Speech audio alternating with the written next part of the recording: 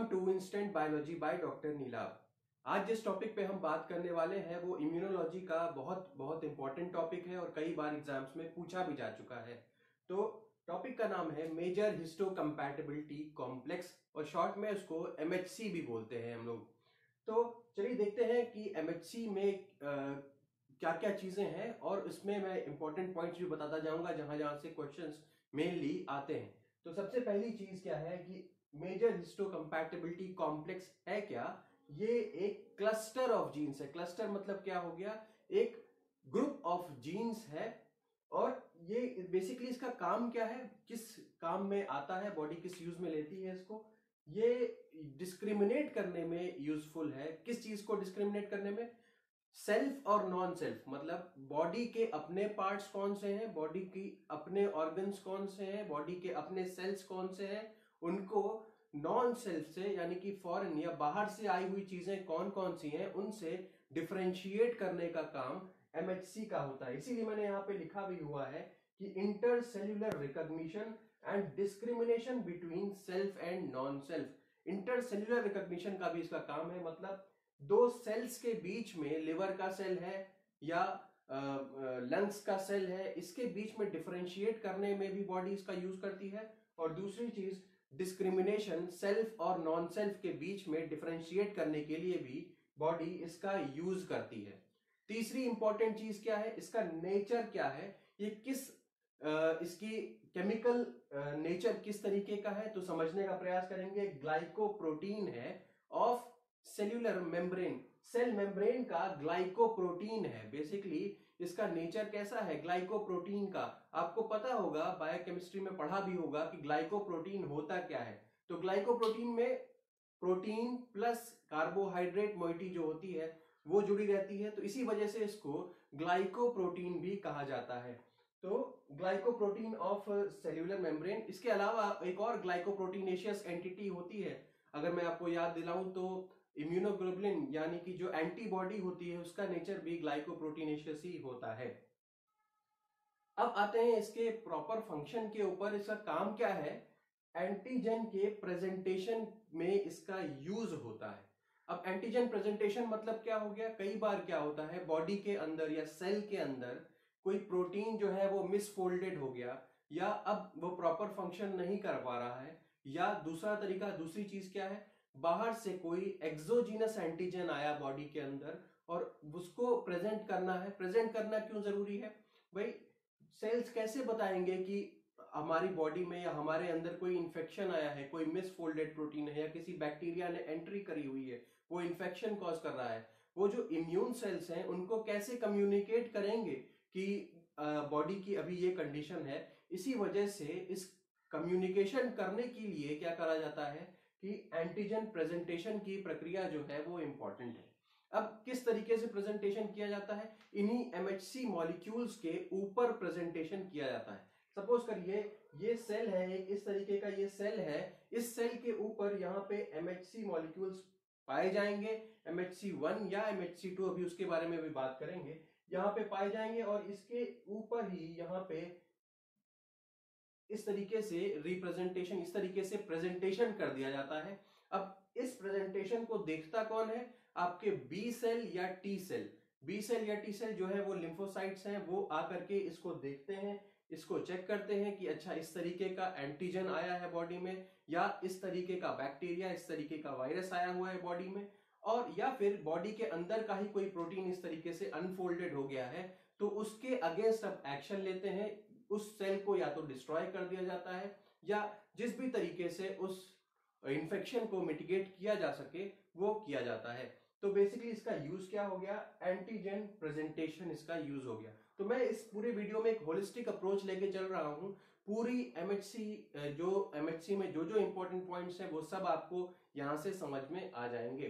तो अब आते हैं कैरेक्टरिस्टिक्स ऑफ एमएचसी। एमएचसी के 3 इंपॉर्टेंट कैरेक्टरिस्टिक्स हैं, समझिएगा यहाँ पे, और यहां से क्वेश्चंस बहुत बहुत बार रिपीट हुए हैं।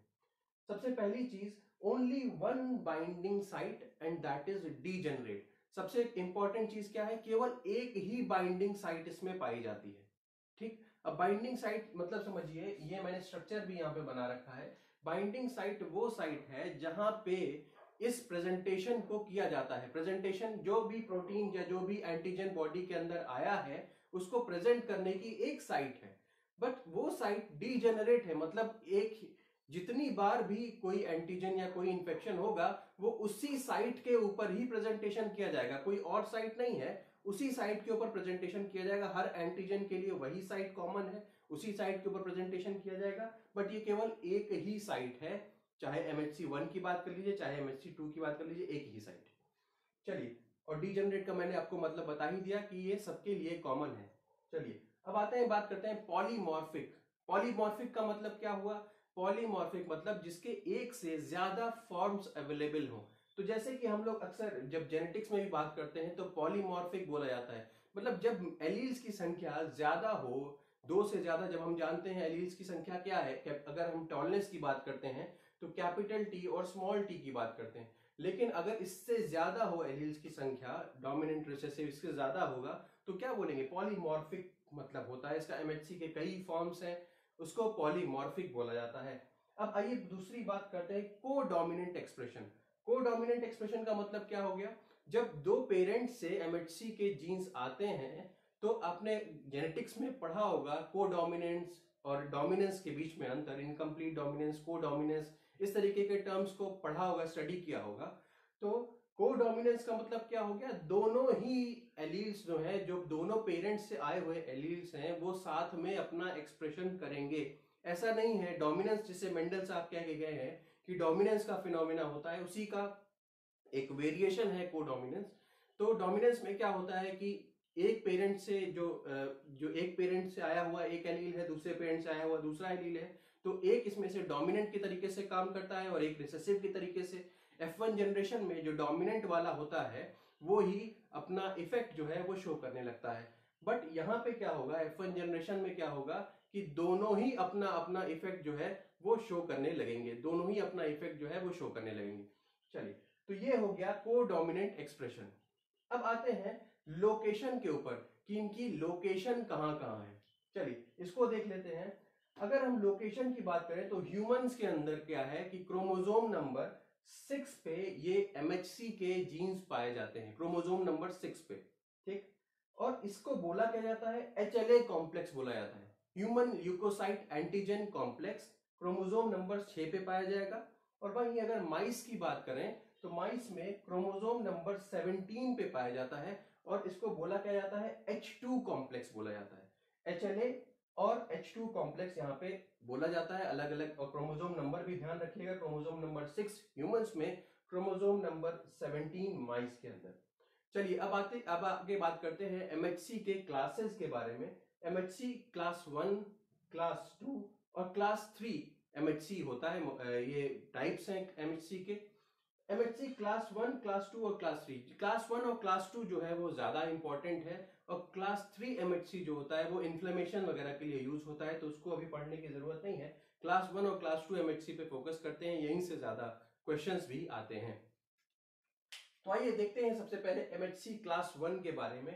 तो MHC क्लास 1 पाया कहां जाता है? सबसे पहले ये समझ लीजिए कि सेल्स में किस किस तरीके के सेल्स में पाया जाता है। तो सभी ऑल न्यूक्लिएटेड सेल्स में जब भी एंटीजन प्रेजेंटेशन होता है, हर न्यूक्लिएटेड सेल्स की बात कर रहा हूं, चाहे जो न्यूक्लिएटेड सेल हो, उसमें एंटीजन प्रेजेंटेशन जो होगा वो इसी MHC1 के जरिए होगा। इसका मतलब क्या हुआ? सभी न्यूक्लिएटेड सेल्स के अंदर MHC1 जो है वो पाया जाता है और इसी के जरिए प्रेजेंटेशन या एंटीजन प्रेजेंटेशन होता है। तो ऑल न्यूक्लिएटेड सेल्स मैंने बताया। नेक्स्ट क्या है, इसमें जो इंपॉर्टेंट जो चेन्स हैं इस MHC1 की, कुछ इंपॉर्टेंट चेन्स हैं जो कि एंटीजन प्रेजेंटेशन की साइट बनाती हैं, जैसे कि अल्फा चेन और बीटा माइक्रोग्लोबुलिन जो है ये नॉन कोवेलेंट बॉन्ड से लिंक्ड है। इसको समझने के लिए यहाँ पे इस स्ट्रक्चर को जरा देखिए। अगर हम देख रहे हैं तो ये अल्फा 1, ये जो स्ट्रक्चर है this is called as alpha 1, और ये 90 अमाइनो एसिड्स का बना हुआ है। ये अल्फा 2 है, ये भी 90 अमाइनो एसिड्स का बना हुआ है। ये अल्फा 3 है, 90 अमाइनो एसिड्स का ये भी बना हुआ है। और ये बीटा 2 माइक्रोग्लोबुलिन है, यानी कि ये बीटा 2 चेन है। आप इधर देख सकते हैं कि ये डाइसल्फाइड बॉन्ड से यहाँ पे लिंकेज है।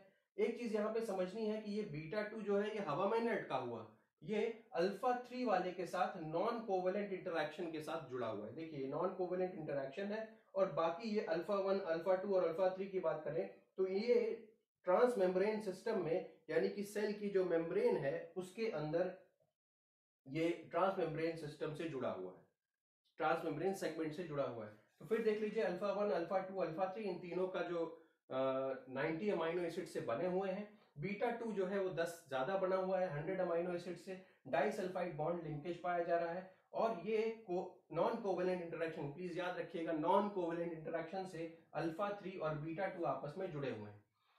दूसरी चीज क्या है जी, कि ये अल्फा 2 जो है, ये वाला जो स्ट्रक्चर है, ये किससे जुड़ा हुआ, ये किससे जुड़ता है, ये कार्बोहाइड्रेट से लिंक्ड रहता है। क्यों हम बार बार ग्लाइकोप्रोटीनेशियस एंटिटी इसको बोल रहे हैं, तो बाकी सब प्रोटीन का है, और यहाँ पे कार्बोहाइड्रेट या अल्फा 2 रीजन पे कार्बोहाइड्रेट जुड़ा रहता है, तो ये ध्यान रखने वाली बात है। अब नेक्स्ट, ये मैंने इसमें बताया भी, alpha chain and beta microglobulin जो है, ये अल्फा चेन जो है और ये बीटा माइक्रोग्लोबुलिन, ये आपस में नॉन कोवेलेंट इंटरेक्शन रखती हैं। दूसरी चीज, एंटीजन बाइंडिंग डोमेन जो है वो अल्फा 1 और अल्फा 2 रीजन्स के बीच में ही पाया जाता है। जरा देखिए तो, ये अल्फा 1 है, ये अल्फा 2 है, इसके बीच में ये जो पोर्शन है, ये आपको दिख भी रहा होगा, यहाँ पे ये पोर्शन क्या है, ये आपका पेप्टाइड बाइंडिंग क्लेफ्ट है, यानी कि इसी पे, यहीं पे प्रेजेंटेशन किया जाता है। जो पेप्टाइड है जो गड़बड़ कर रहा है सेल के अंदर, उसी यहीं पे प्रेजेंटेशन उसका किया जाता है। कितने साइज का वो पेप्टाइड हो सकता है, ये इंपॉर्टेंट है, यहां से क्वेश्चन पूछा जा चुका है। और यहां से भी क्वेश्चन पूछा जा चुका है कि कौन से रीजन्स, जैसे अल्फा 1 और अल्फा 2, कौन से रीजन्स ऐसे हैं जो कि पेप्टाइड बाइंडिंग क्लेफ्ट फॉर्म करते हैं। तो ये आपने देखा अल्फा 1 और अल्फा 2 है। और दूसरी चीज क्या है, एंटीजन की साइज पूछी जा चुकी है, तो यहाँ पे एंटीजन की साइज 8 to 10 अमाइनो एसिड्स होती है, ये याद रखिएगा। दूसरी चीज की बात करते हैं कि ये सिर्फ और सिर्फ यहाँ पे एंडोजीनियस एंटीजन को प्रेजेंटेशन किया जाता है। अब एंडोजीनियस एंटीजन का मतलब क्या हो गया, ऐसा एंटीजन जो बॉडी के अंदर से आया हुआ हो। जैसे मैंने एग्जांपल शुरुआत में ही दिया था मिसफोल्डेड प्रोटीन्स का। मिसफोल्डेड प्रोटीन का मतलब क्या हो गया, बॉडी में आपको पता ही है कि एंडोप्लाज्मिक रेटिकुलम वगैरह से, रफ एंडोप्लाज्मिक रेटिकुलम से प्रोटीन्स की सिंथेसिस होगी।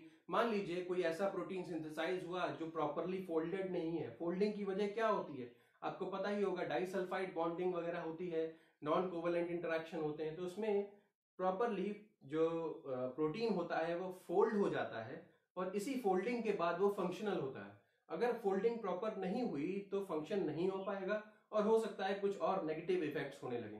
तो इसी वजह से इस तरीके की चीजों को खत्म कर देना ही ज्यादा बेहतर है। तो क्या होता है कि जो एंडोजीनियस एंटीजन है वो यहाँ पेप्टाइड बाइंडिंग क्लेफ्ट के ऊपर प्रेजेंट कर दिया जाता है, जिसका साइज 8 to 10 अमाइनो एसिड्स है, मैंने आपको बता दिया। और यहाँ पे ये ट्रांस मेम्ब्रेन सेगमेंट से लिंक्ड रहता है। बीटा 2 माइक्रोग्लोबुलिन का कोई ट्रांस मेम्ब्रेन सेगमेंट नहीं है। अब दूसरी चीज इंपॉर्टेंट, जैसे मैंने बताया भी था कि ये सेल्स जो है अपने आप को प्रेजेंट कर, अपना जो भी एंटीजन जो इसके अंदर आया है उसको प्रेजेंट कर देते हैं अपने ऊपर, तो उसको चेक करने वाला भी तो कोई होना चाहिए। कौन आएगा चेक करने, मैंने बताया भी था आपको, बी लिम्फोसाइट्स और टी लिम्फोसाइट्स इस चेकिंग का काम करते हैं। लेकिन ध्यान देने वाली बात यह है कि ऐसा नहीं है कि कोई भी आकर के चेक कर लीजिएगा। बी और टी दोनों में, सॉरी, टी लिम्फोसाइट्स आकर के इसको चेक करेंगे, और टी लिम्फोसाइट्स में भी कौन से, टीसी आकर के इसको चेक कर सकता है, टीएच आकर के चेक कर सकता है। तो वो याद रखने वाली बात यह है कि कौन सा टीएच यहाँ पे आकर के चेक करेगा कि टीसी यहाँ पे आकर के चेक करेगा, ये ध्यान रखने वाली बात है, ये बहुत इंपॉर्टेंट है, इसको समझिए। यहां से क्वेश्चन कई बार पूछा गया है। तो MHC1 में जो हम अभी पढ़ रहे हैं, कौन आता है, टीसी सेल आता है, टी साइटोटॉक्सिक सेल आता है, उसके पास एक को रिसेप्टर है CD8+। ये CD8+, इसके पास टी साइटोटॉक्सिक सेल के पास एक को रिसेप्टर होता है, जिसकी मदद से वो MHC1 के साथ बाइंडिंग करता है और एनालाइज करता है कि ये कौन सा पेप्टाइड है जो यहाँ पे आकर के बाइंड किया है, या बॉडी को के अंदर कौन सा ऐसा मिसफोल्डेड प्रोटीन है जो यहाँ पे आकर के बाइंड किया है। तो ध्यान रखने वाली बात क्या है, MHC1 जब भी बोला जाए तो याद रखिए TC सेल है, और TC सेल में पाया जाता है को रिसेप्टर CD8 CD8+ जो है ये बाइंड करता है यहाँ पे आके MHC1 से। तो ये क्लियर हो गया होगा, मुझे लगता है इसमें कोई दिक्कत नहीं होगी। अब फर्दर क्या होगा, ये टीसी सेल एक्शन लेगा, हो सकता है इस सेल को पूरे सेल इसको एनालाइज करने के बाद इस पूरे सेल को डिस्ट्रॉय कर दिया जाए, क्योंकि अगर इसको जिंदा रहने दिया जाएगा तो इसका जो प्रोटीन है हो सकता है वो और बॉडी में प्रॉब्लम्स क्रिएट करे, तो इसको डिस्ट्रॉय कर दिया जाता है यहीं पे। अब आगे बढ़ते हैं एमएचसी क्लास 2 के बारे में। उसी तरीके से देखेंगे ये कहां पाया जाता है, सभी न्यूक्लिएटेड सेल्स में नहीं, और एंटीजन प्रेजेंटिंग सेल्स में। आपको ऑलरेडी मैं बता चुका हूं एंटीजन प्रेजेंटिंग सेल्स कौन से हैं, मैक्रोफेजेस हैं, डेंड्राइटिक सेल्स हैं और बी सेल्स हैं। इन सेल्स के अंदर, इन सेल्स के ऊपर ये एमएचसी टाइप 2 या एमएचसी क्लास 2 पाया जाता है। ये कई रेस्पेक्ट्स में एमएचसी क्लास 1 से अलग है, तो वो चीजें देखेंगे और इंपॉर्टेंट चीजें कहां से क्वेश्चन आते हैं इसको भी देखते चलेंगे। तो ये हो गया alpha and beta bounded non covalent interactions. जो अल्फा और बीटा जो है, यहाँ पे क्या होता है, ये अल्फा और बीटा अगेन ये आपस में नॉन कोवेलेंट इंटरेक्शन से बाइंडेड है।